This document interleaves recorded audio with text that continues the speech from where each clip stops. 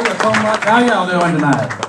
Man, it is a pleasure to be here. Wonderful causes. You people look good. You know, I wish they'd have had a place like this in my hometown when I was growing up, and I probably wouldn't have turned to the seedy underworld of male dancing. Oh yeah, it's not, you don't believe me.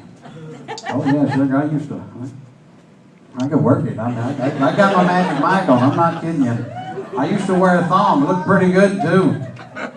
Yeah, I still wear that thong every once in a while just to remember when, and well, hell, it cools you off in the summertime. You know, that thing is, you know, it's just extra, you know, all that extra material back there. The best part of it is that, well, not the best part, if you ever see me in a thong nowadays, I'm kind of hairy, so it looks like Bigfoot flossing. Yeah, it's bad, and when I take it off, it looks like there's a dirt dauber's nest.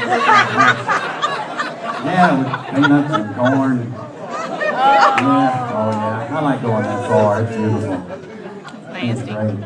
It's great to be here. You know, my biggest claim to fame was the fact that I was a stunt double in Brokeback Mountain. Yeah, I'm what they call a booty double in the industry. I only had one scene. It was during the tent scene, and I had one line you might remember, and it was that was me. Now I have a theory on anal sex. If any of you have ever tried it, I call it the Johnny Cochran theory. You remember Johnny Cochran from OJ? If it don't fit, you must have quit. Yeah. I'm watertight right now. My Hershey hymen is still intact, people. That shit ain't going nowhere. I'm not kidding you. That's good stuff, you know. I spent 13 years of my life driving a truck for a delivery company that shall remain nameless, but its initials are UPS. And one thing I learned after 13 years is, well, you can't spell stupid without a UP or S, because we had a saying, something else, but I realized it was not DiGiorno, it was just delivery. And, well, I was the brown stain. I had customers that didn't always share my sense of humor, and it started with that Valtrex commercial. You remember that? Valtrex, the once-a-day pill for your genital herpes outbreaks. Everybody's happy and smiling. I saw that commercial, and I thought, man, I want some Valtrex. Don't have herpes, but I want to be happy. So I bebopped into a business one day, said, put the boxes down. How y'all doing? I said, pretty good. I said, I got me some Valtrex for genital herpes that don't have herpes, that just want to be happy like people on TV.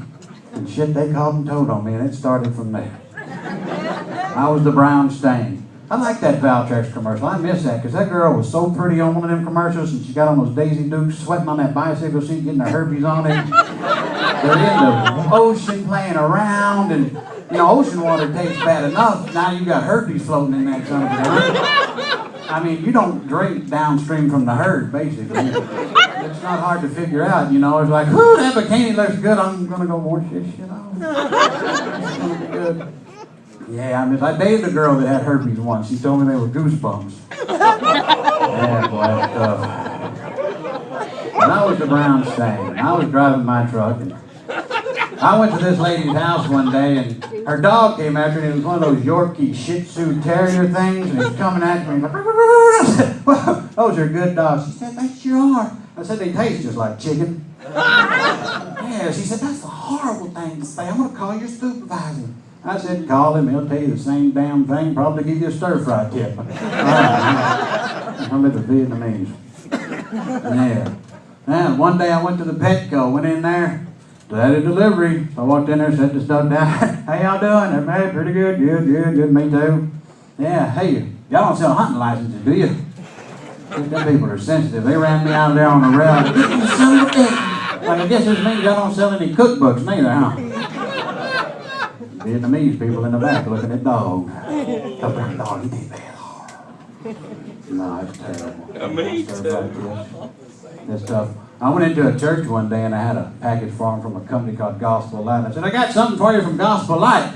Sounds like a beer you could drink at church. It's got a third less sin than regular beer and half the weight of Catholic. That Catholic's really heavy.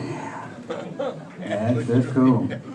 One of my better experiences was a lady that had a package for her, and she told me, could you start coming in my back door? And I said, well, that's exit only back there. I said, that's okay, I'll leave it open. No, that's not good. No. And one of the better experiences, I had a package for a lady one day, and she was butt naked in her backyard. And I tried to get her attention. I know it's going to be an odd moment. Excuse me, ma'am, I need a cigarette. She runs in the house, huffing, puffing, pissed off. I'm like, whew. She comes to the front door, and I try to apologize. Before I get it out of my mouth, she's like, I hope you like what you saw. I said, well, not really. My wife's got the same outfit. It just fits a lot tighter than yours. I think that shit from her. That's crazy. Well, I do have my wife here tonight, and we've been married for 14 years, and she's wonderful. Wouldn't trade her for nothing. You got a good one, boy. You better take care of her. And speaking of my wife, that reminds me, you know, there's a one holder in here, people. Gentlemen, put the seat up or down just for the ladies. When I met my wife, she was a barrel racer, done everything on a horse you can imagine. Her name was Allison House, and she was rodeoing at the time, and I thought maybe we could abbreviate it like J-Lo, but it would have been A-Ho. And it wouldn't have sounded good at the rodeo. Here comes A-Ho out of the big round first round. Listen to the crowd go wild. They love A-Ho. I'll tell you, she can really pack them in. Well, Bob, I'm an A-Ho fan too. Brokeback Mountain, you never know. Might work. Love that woman. Love that woman. And we used to have the best dates too. We would get all hopped up on spicy food, like Razzoos or Popeye's chicken. And what we would do, we'd go out and light our farts. Now she wouldn't, she's classier than that, I swear. And she would hold the compact, and I was skinnier then, and I would roll up, and she'd hold it, and I would, it smells like hell, but the colors are so pretty. There are colors you cannot see on acid when you light your farts. Now, the stinker of this whole thing was at the time there was a burn ban on, so we got a ticket for flashatory illumination during a burn ban. That was. What are you going to do? All this stuff. Well, I tell you what, I'm having more fun than putting Red Bull in the hummingbird feeder tonight. You people are great. And they got a special treat, especially young Garrett Felsberg. You people are going to enjoy that. It's going to be wonderful. But, you know, anyway, my wife, we had the best times, you know, and she called me one time and the truck broke down. She said, Brian, it's broke down. I said, where are you at? She said, I'm on Highway 69 in Dyke, Texas. I'm like, oh, shit. True story. I said, lock the doors. So I got down there lickety-split and fixed the truck. Met some wonderful women wearing flannel shirts with crew cuts. They're awesome. They come up to the place here in Paris and go hunt with us and fishing. They're good people. True stories. I had a woman one time we were making small talk. She told me she lived off 69. I thought, my God, I wish I did. Be a lot of good eating out there, no place to turn around. That's good stuff. So anyway, the truck was broke down. We had to go look for another truck. We wound up buying one of them Super Duty Turbo Diesel Duties. Say that 5 times fast. We looked at that Power Stroke and the Duramax and the Cummins, and they're all neat and fancy and leather this and holy goodness that. And they sound like names of really good condoms. Power Stroke, Duramax. Cummins would have like an extra reservoir tip. Power Stroke, you know, and be, you know, just that, you know, maybe it'd be extra lube or something. I don't know. So it wouldn't break on you like the Duramax, you know, it'd last in there so you wouldn't get a surprise 9 months later or something. We had to get seat warmers because my wife has a cold butt. Any of you women have a cold butt? Why does that happen to you? It's crazy too. It's cold. I call it the Asperg because if you hit it with a hard penis, it'll go down like the Titanic. Yeah. There's semen screaming. It's tragic. I'm not lying. One time I stuck my tongue on that son of a bitch and it stuck. You know, I had to drive to the hospital.